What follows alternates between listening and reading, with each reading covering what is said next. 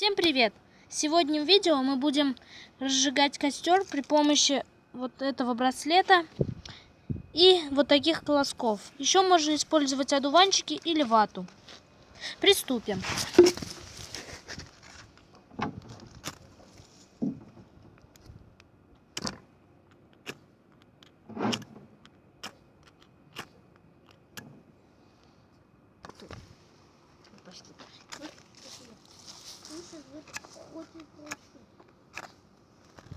Успех! Ставьте лайки. Всем пока!